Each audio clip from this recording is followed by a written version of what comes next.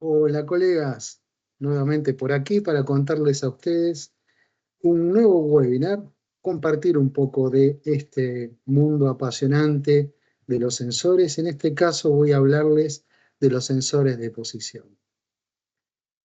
¿Estamos todos listos? Comencemos. ¿De qué se trata esto? En la industria vamos a encontrar sensores en todas partes, tanto en una máquina móvil, en tipos de industria alimentaria donde hay mucha exigencia sanitaria, de limpieza, máquinas, herramientas, en robótica, en la industria del tratamiento del agua, energías renovables, en la industria de la minería, en cualquier tipo de industria donde exista un automatismo, ahí vamos a encontrar sensores. Para tener una analogía de lo que es un sensor, pensemos en un ser viviente, en este caso puede ser un humano, donde los sentidos o los sensores, el control es el PLC, el control lógico programable, es el cerebro, y todas las expresiones del cuerpo son los actuadores.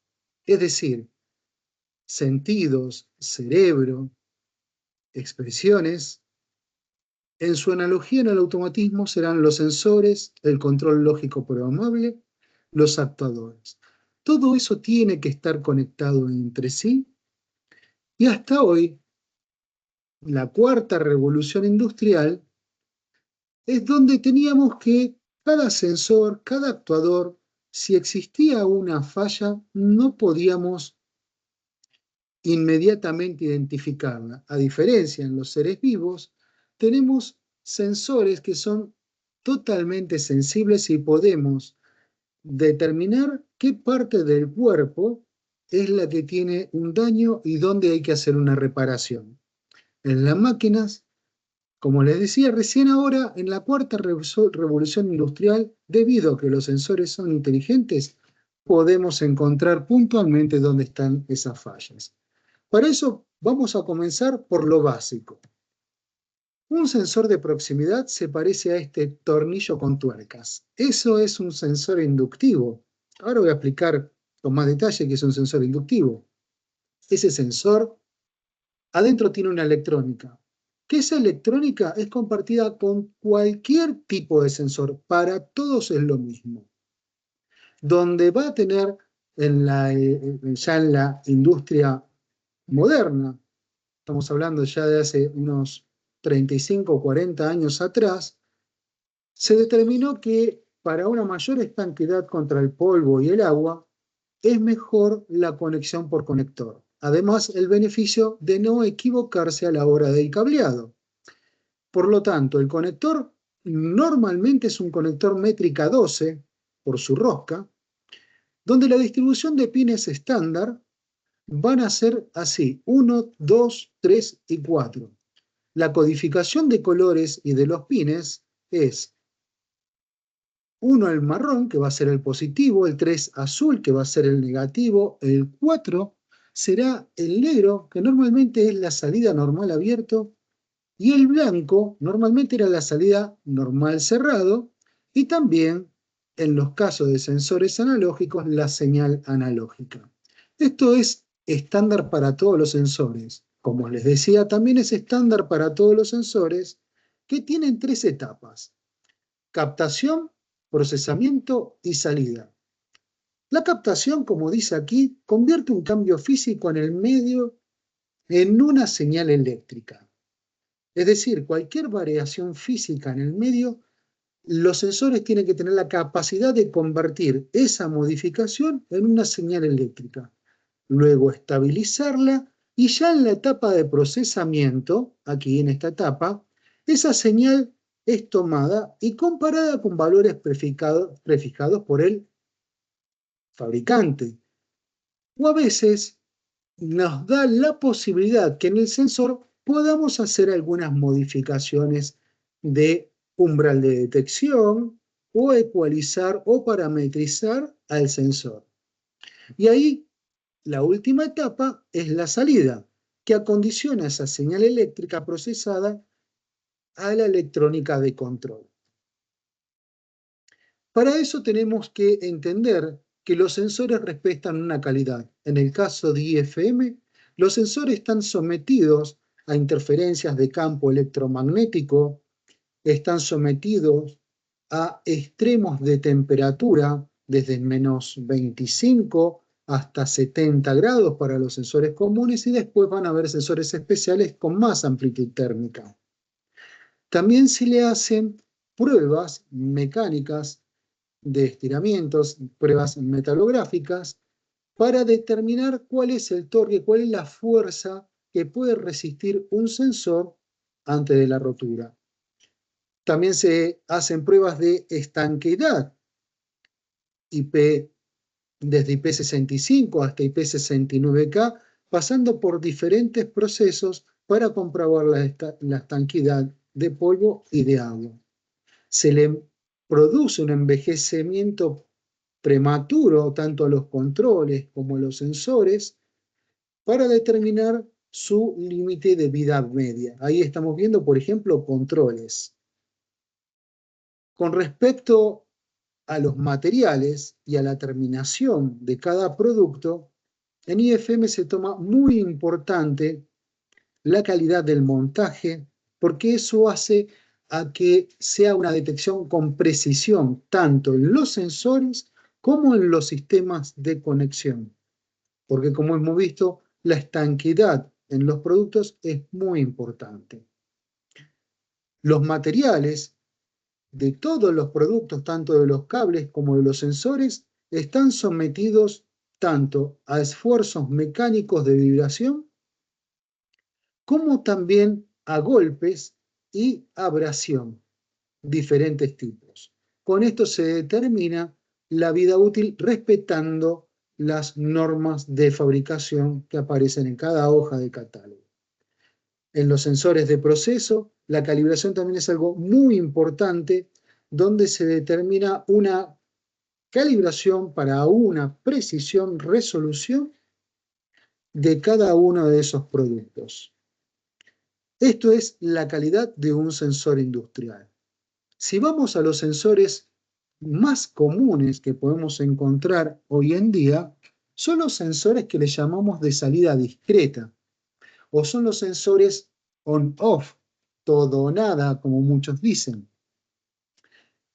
En la industria lo más común son los sensores de salida PNP, que se refieren al transistor PNP. Por ejemplo, cuando un sensor detecta, lo que hace es cerrar un circuito internamente para dar un disparo positivo y activar nuestra lamparita, la señal al PLC o un relé o cualquier tipo de aparato que estemos conectando a nuestro sensor. El otro tipo de sensor de señal discreta que existe es el tipo NPN. No se usa demasiado, pero aquí lo que sucede es cerrar ese circuito a través de un transistor en la etapa de salida para alimentar con el negativo que le falta a nuestra lamparita, a nuestro PLC o nuestro relé. Estos son los sensores que hoy en día encontramos en el mercado y todavía siguen utilizándose. Otro tipo de sensor, que le podemos llamar sensores proporcionales, los llamamos sensores analógicos. ¿Por qué? Porque dependiendo de una variación de presión, temperatura, caudal, distancia, nivel, eso que queremos ver linealmente o paso por paso, es una señal que interpretamos en el control y asignamos a que esa variación de 4 a 20 mA, por ejemplo, significa esa variación de presión. Vamos a suponer entre 0 y 10 bar. O de temperatura, entre 20 y 100 grados. Entonces esa curva lineal nos va a representar analógicamente lo que sucede en un medio físico, ese cambio físico que interpreta el sensor. Pero esto es la historia que en estos tiempos está terminando, porque una falla o error de interpretación de estas señales nos lleva a horas de trabajo para ver dónde está el problema o qué es lo que estamos haciendo mal. Los sensores hoy ya son inteligentes y tienen incorporado un chip, que lo que hace ese chip es dar datos en vez de señales. Quiero decir que los sensores ahora son inteligentes y en vez de estar dando una señal discreta o una señal analógica, estarán dando datos por I/O-Link. Los sensores hoy en día son híbridos. Tienen tanto señal analógica como discreta y, y datos I/O-Link. ¿Por qué? Porque estamos en una transición de lo que llamamos la industria 4.0. Pero si hay algo que la I/O-Link hace es garantizar los datos confiables para la toma de decisiones. Esto es importantísimo para hacer el salto a la digitalización industrial. Puntualmente hoy les voy a hablar sobre distintos sensores para detección de objetos. De lo que acabo de hablar se refiere a la mayoría de los sensores, tanto de detección de objetos como de procesos. Para la industria móvil también, por ejemplo, los sensores de visión. Pero hoy nos vamos a concentrar en los sensores que son para detección de objetos inductivos, sensores magnéticos, sensores capacitivos, sensores ultrasónicos y optoelectrónicos. Entonces, vamos a comenzar primero por los principios de captación de cada uno de ellos. ¿Y para qué sirven? La finalidad de este webinar es que puedan seleccionar el sensor para su aplicación, para resolver su aplicación. Me refiero a que si tengo que detectar metales, es muy probable que seleccione un sensor inductivo, no un sensor optoelectrónico. Ahora, si tengo que hacer reconocimiento de objetos, sí, estaría buscando un sensor optoelectrónico. O si tengo que medir una distancia, un sensor ultrasónico. O si tengo que detectar un nivel de llenado de líquido dentro de un tanque, un sensor capacitivo. O la detección de la posición de un objeto que es un poco inestable por su vibración, un sensor magnético. O la posición, simplemente la posición del pistón dentro de un cilindro neumático, un sensor magnético. Entonces, vayamos con las teorías de los principios de captación. Un sensor inductivo, básicamente, en la etapa de captación, tiene como un transformador abierto, donde se compone de una bobina primaria, una bobina secundaria y un núcleo que va a transferir ese campo magnético entre el primario y el secundario. Cuando aparece un metal, esa oscilación que existía en el secundario, que no estaba atenuada, se empieza a atenuar. Al atenuarse, en la etapa de procesamiento, el fabricante calibró un límite, ese límite de atenuación en el secundario de esa oscilación, esa recepción de tensión por inducción, si pasa por debajo de ese umbral, el sensor indica que está detectando un metal, como se puede ver ahí en la animación. Entonces, así es como detecta un sensor inductivo. ¿Para qué sirve un sensor inductivo? Para detectar metales. ¿Dónde? En ambientes severos. Normalmente se utilizan los de salida discreta. Están los de señal analógica, por ejemplo, que pueden medir el desgaste de una pastilla de freno, directamente midiendo la distancia del metal que se va desgastando. Hay sensores inductivos de seguridad, con una salida que son mediante dos cables que van conmutándose entre sí y eso se conecta a un relé de seguridad. ¿Por qué? Porque en esta aplicación, por ejemplo, está en riesgo la parte del cuerpo de una persona o del operario, se abre esta puerta y aquí hay por ejemplo, unas paletas moviéndose y puede cortarle un dedo o una mano. Entonces, ahí se habla de seguridad de máquina. Sensores inductivos que funcionan sin interferencia para el posicionamiento preciso y exacto. Sensores inductivos para el ambiente de soldadura, donde presentan inmunidad a campos electromagnéticos y protección ante la chispa de soldadura. Pero lo más elegante y más moderno son estos mismos sensores que ya vienen con el chip IO-Link, porque los convierte en inteligentes. Ese sensor de salida discreta que nosotros estábamos utilizando, si aparece ese logo, que se ve en chiquitito, el logo IO-Link, y a veces aparece la palabra IO-Link en el sensor, vamos a tener la oportunidad de conectar por el pin 4 o el cable negro el dato IO-Link. Entonces ahí vamos a estar viendo una señal proporcional, por ejemplo, la distancia, y dos pulsos digitales que nos indican, uno, ausencia de chapa, si la chapa está a una cierta distancia, o si hay una chapa superpuesta a la anterior. Fíjense que por mismo precio y calidad, simplemente por utilizar el dato IO-Link, vamos a encontrarnos con mayores ventajas, simplemente por utilizarlos. Al final de este webinar les comento un poco más de cómo es este tipo de conexión. Los sensores magnéticos detectan un imán.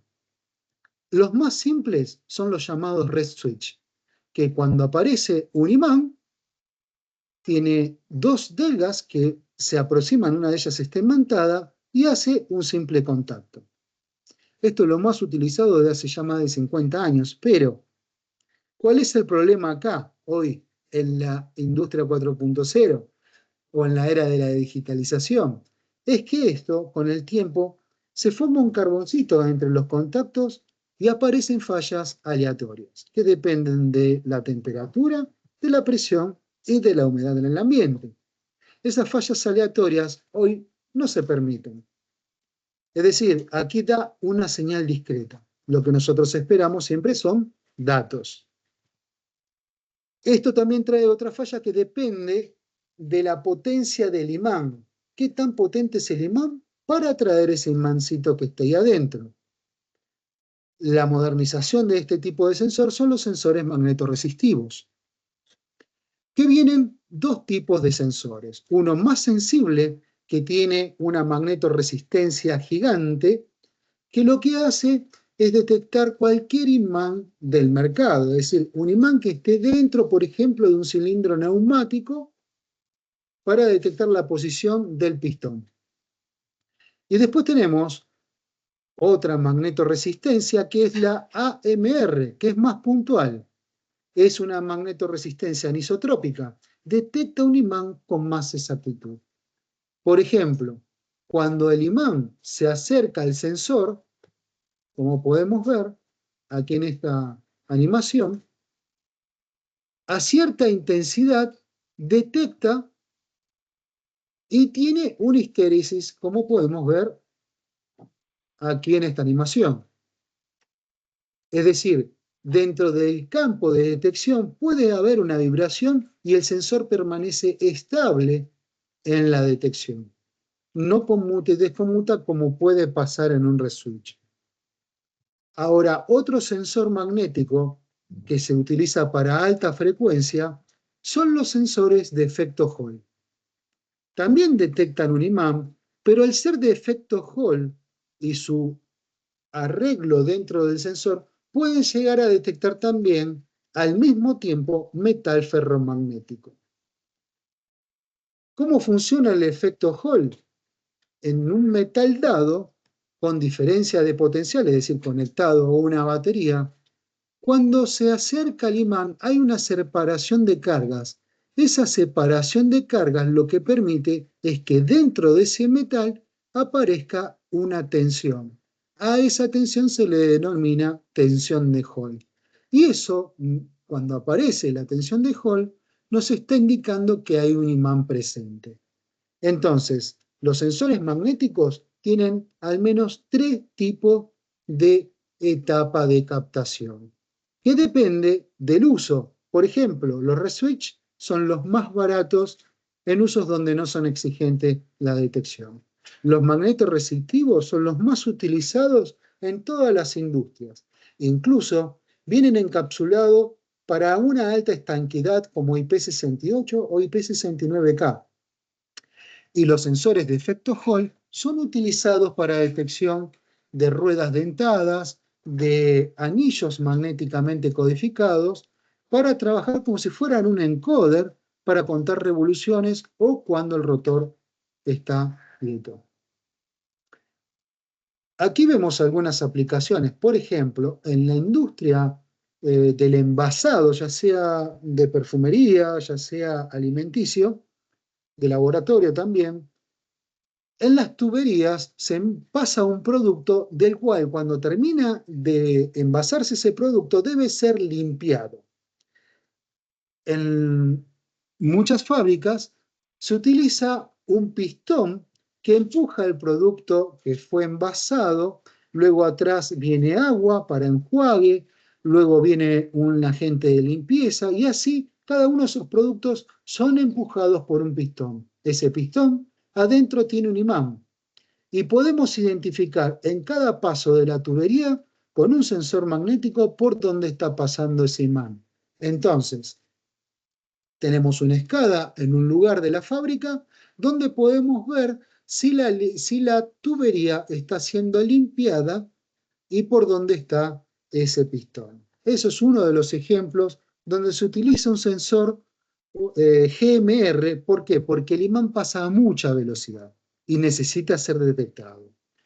En otro caso, por ejemplo, el GMR se utiliza cuando tenemos, como en esta aplicación, un brazo de extensión de riego en la industria del agro, que no siempre para con precisión, hay vibración por el camión y además de esa vibración, no siempre para en el mismo lugar, pero necesito saber que sí ya está plegado el brazo.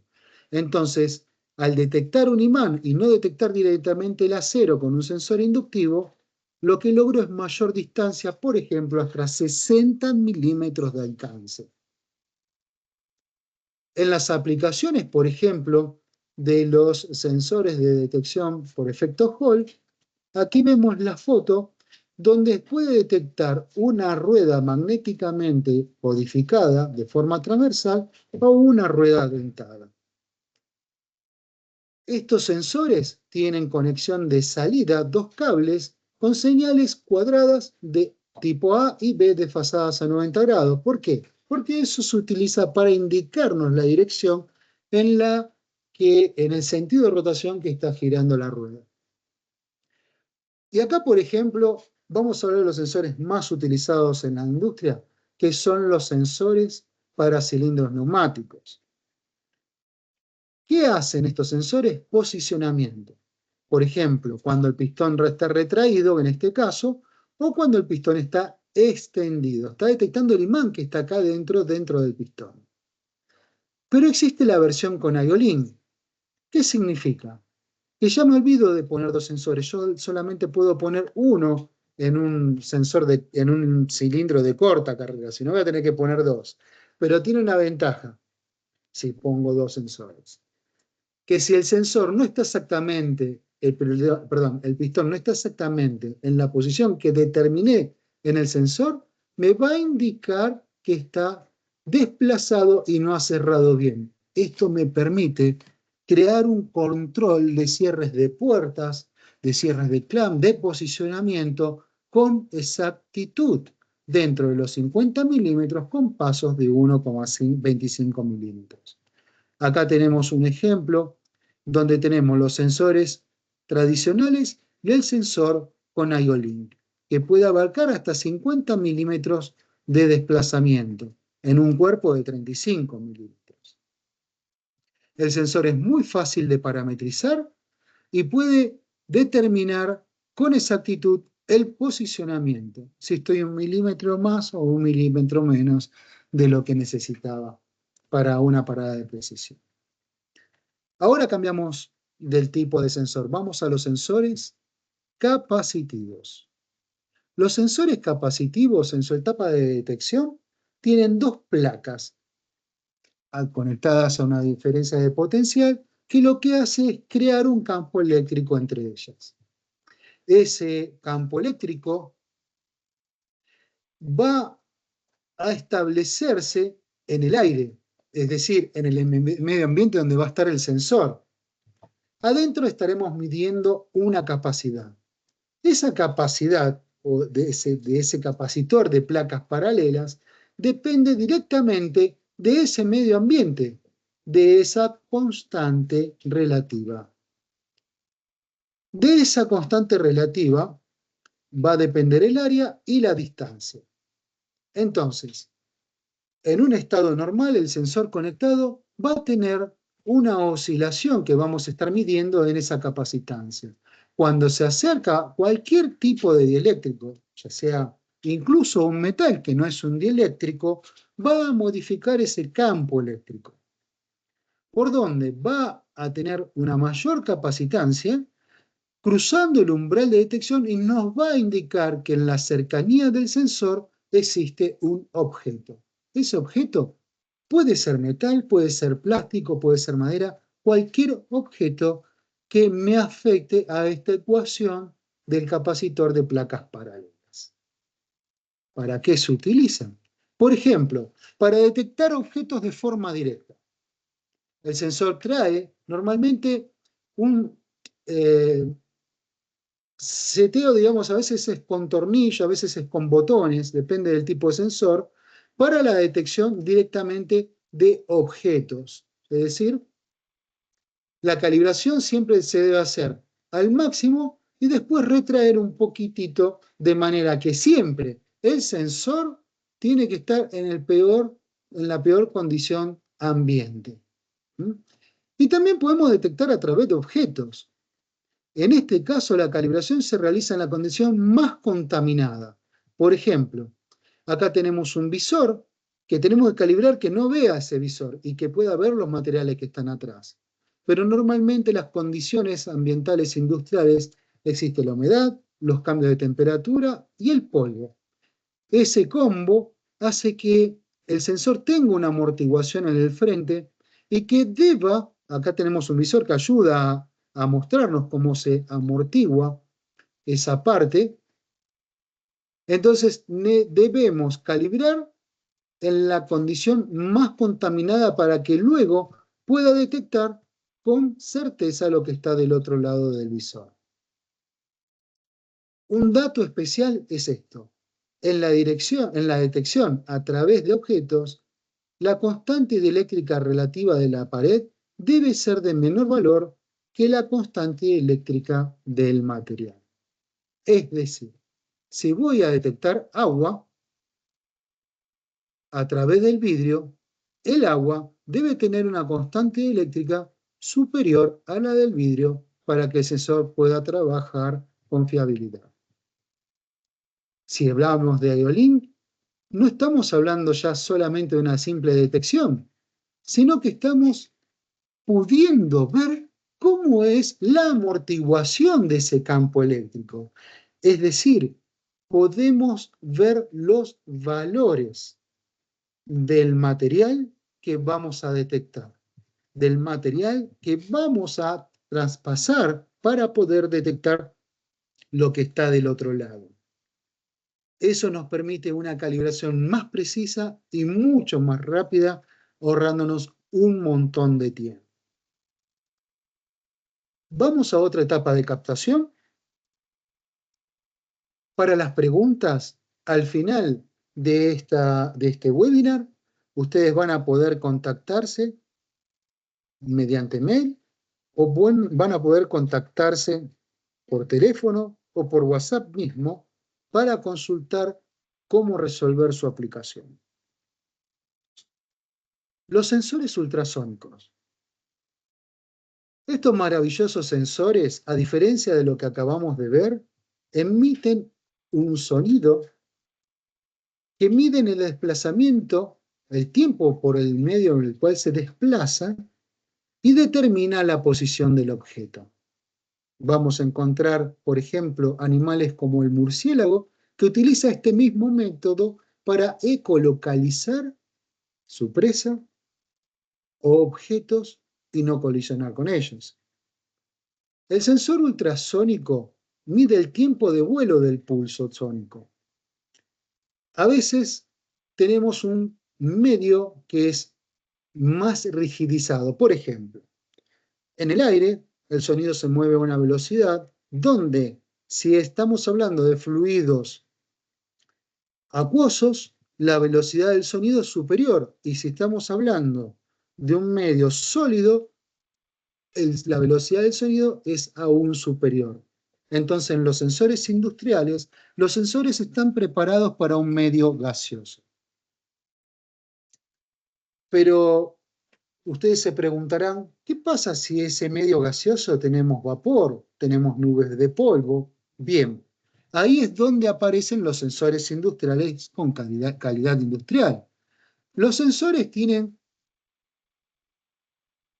en su etapa de captación compensación por temperatura. Quiere decir que el sensor va a emitir su sonido y recibir su sonido por el piezo eléctrico que tiene al frente y está vibrando de manera compensada para determinar exactamente su eco, el regreso de su eco emitido, por un lado. Por otro lado, por propiedad de esta onda longitudinal que es el sonido, es envolvente, puede atravesar medios medianamente densos, tanto de fluidos de vapor de agua como de polvos. Si hablamos de polvo y son muy finos, tengan en cuenta que el sensor tiene que tener protección para ambientes con riesgo de explosión. La marcación ATEX. No cualquier sensor puede ir donde hay polvo. Entonces, los sensores pueden ser calibrados porque la mayoría tienen salida discreta. Otros tienen salidas analógicas para medir un desplazamiento. Tienen la calibración de un punto de conmutación, es decir, puedo detectar un objeto en una distancia. Y también están los sensores que tienen IO-Link. Si tiene IO-Link, voy a poder hacer la parametrización de esa distancia donde quiero encontrar el objeto. Voy a tener el dato proporcional al mismo tiempo, un dato digital para enterarme cuáles son los milímetros de movimiento de ese objeto y además el diagnóstico, el estado de salud del sensor, si está midiendo bien o si tiene algún problema en su etapa de captación, por ejemplo. Entonces, frente a los sensores con salida de 420 mA 0,10 volt, el IO-Link es un dato, no es una señal. Con lo cual, el grado de falla es casi nulo, porque además nos puede indicar cuando hay un cable cortado o hay un problema en la etapa de captación, como les decía. Si hablamos de ultrasonido, el color, la transparencia y la reflexión de superficies no tienen mucha relevancia para la detección, salvo que la superficie sea esponjosa. Y ahí les voy a contar que existe otro sensor ultrasónico para las superficies esponjosas.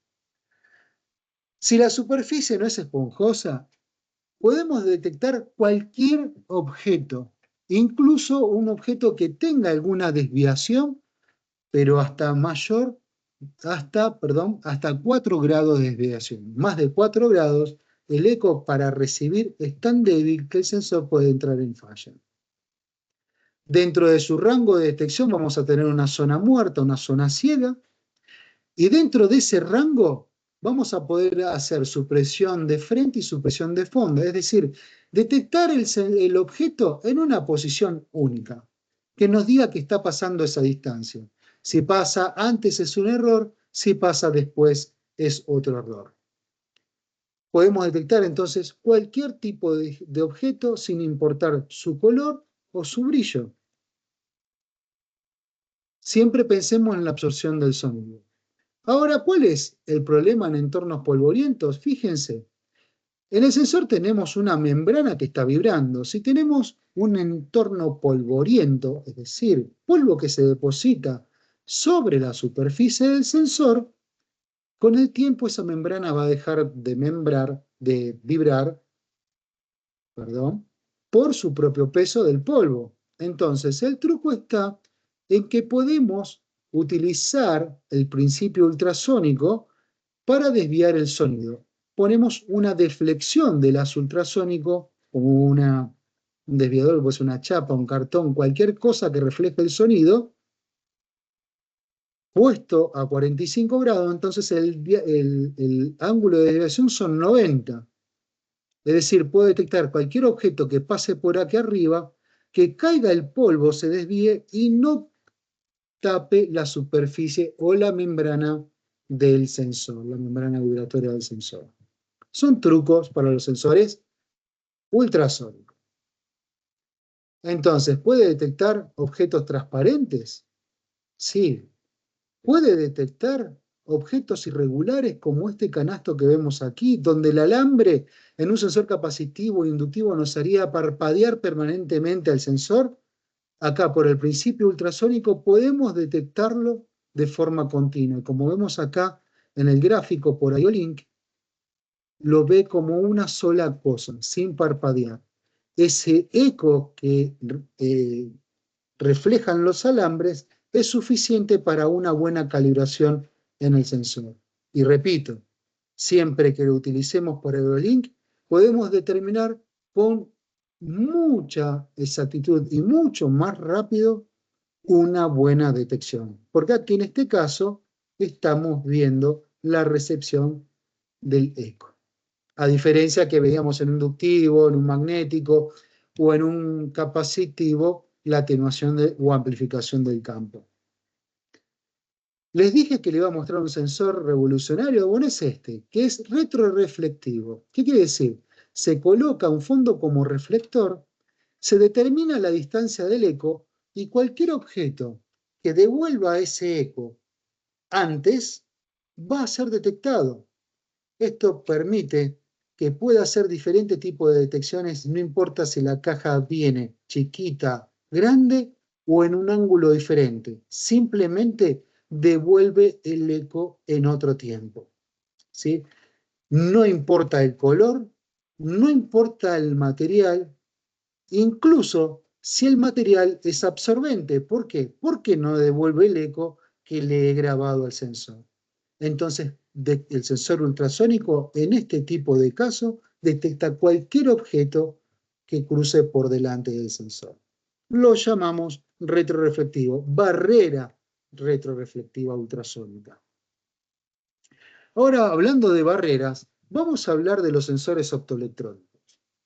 Por ejemplo, los sensores optoelectrónicos son los que emiten luz y tenemos un receptor. Ese receptor puede estar separado del sensor emisor, puede estar el receptor en el mismo cuerpo que el emisor, como en el caso del retroreflectivo, y como en el caso de un sensor de reflexión directa o palpador difuso. En el caso de emisor-receptor separado lo llamamos barrera unidireccional.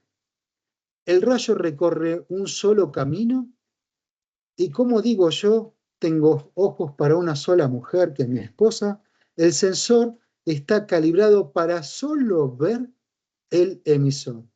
¿Puede existir interferencia? Sí, pero debemos evitarlas.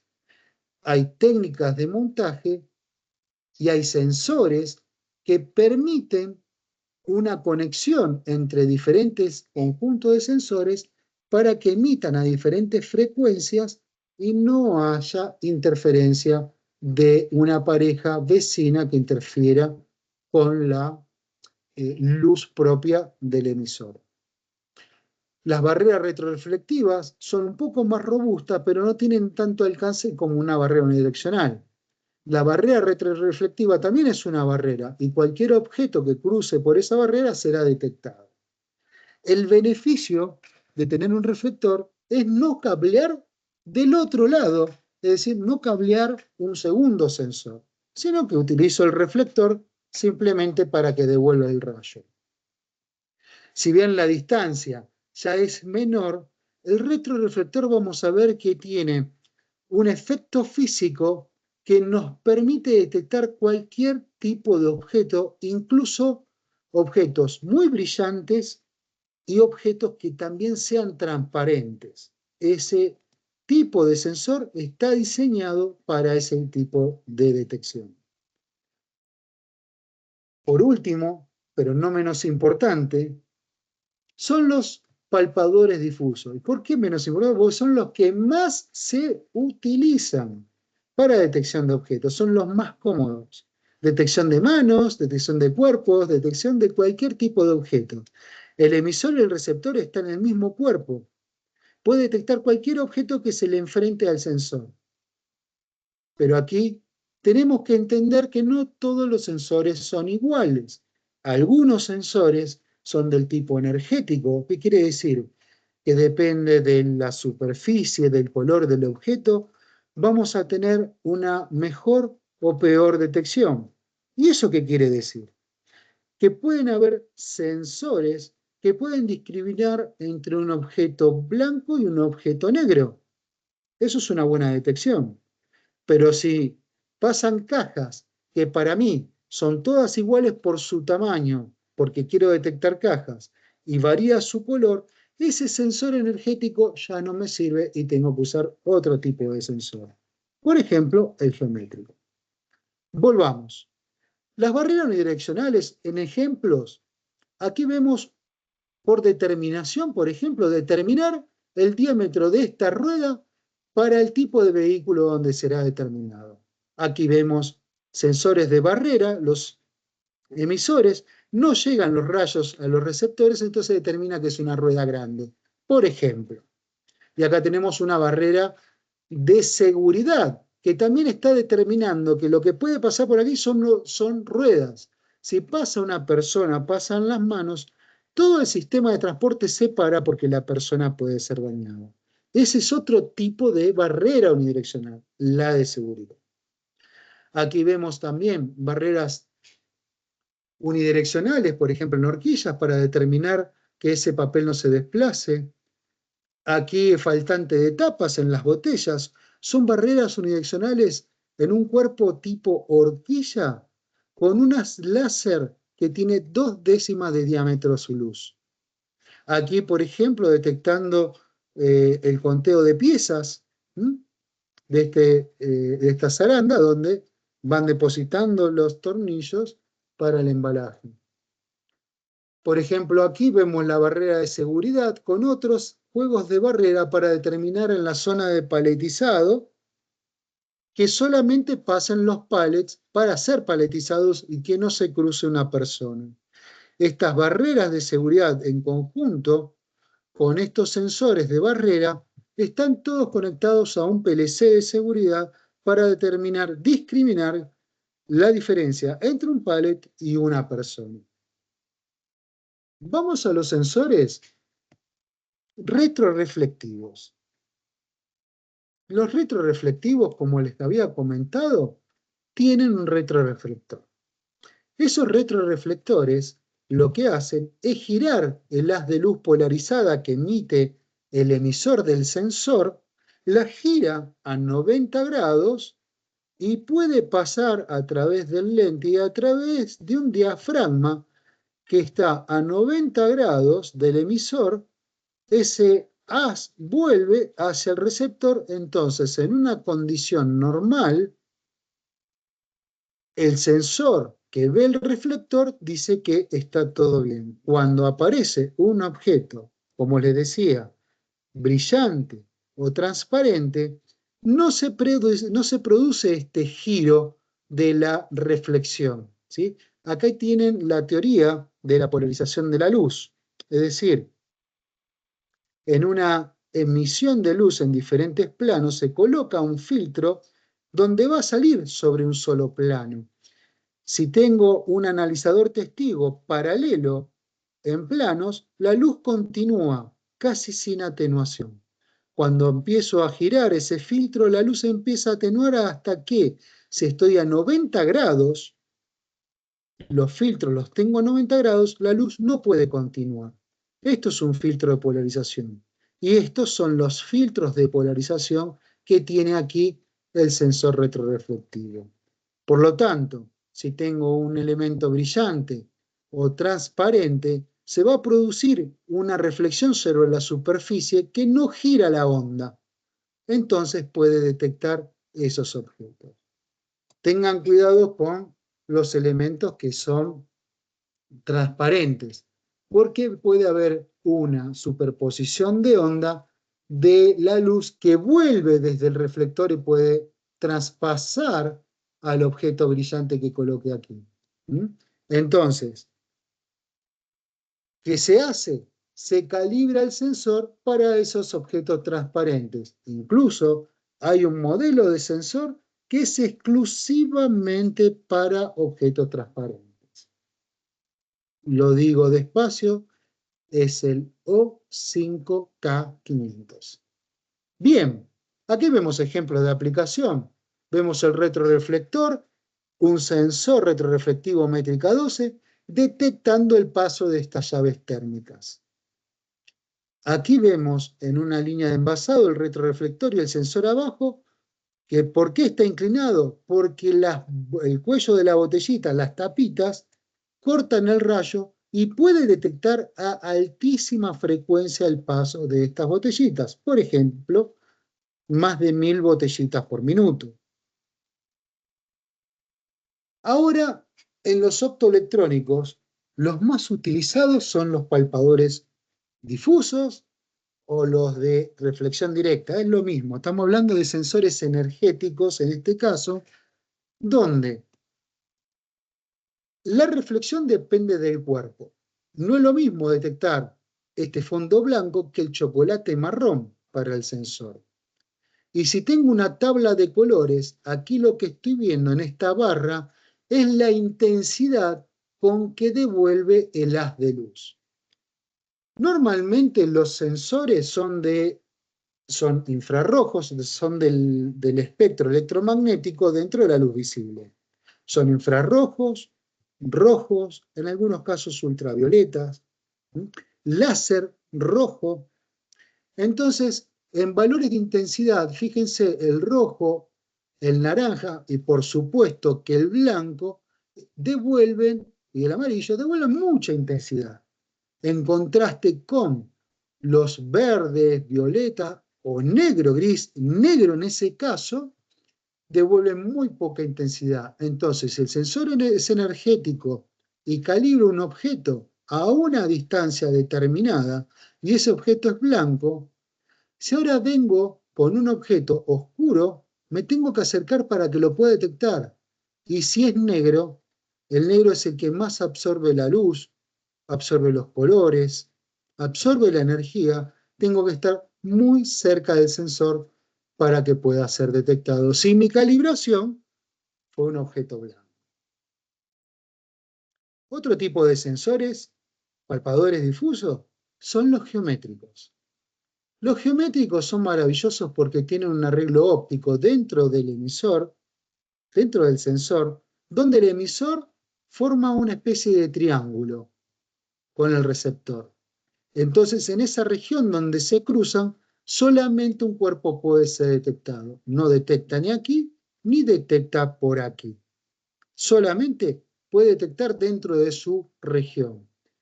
Estos sensores trabajan por un principio de triangulación y pueden crear la supresión de fondos, como le llamamos. ¿Qué quiere decir?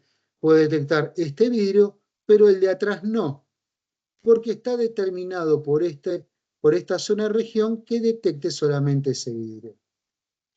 A tal punto que puede detectar los componentes sobre una placa electrónica. En ese espesor estamos hablando.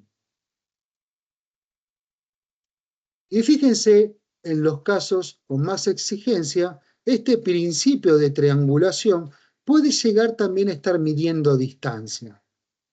Acá en un ambiente de exigencia, por ejemplo, húmeda, fíjense la aproximación de metal, detecta, tiene una histéresis y deja detectar. A eso se le llama supresión de fondos también, porque detecta el objeto a una distancia determinada. Y fíjense muy bien en qué ambiente está trabajando.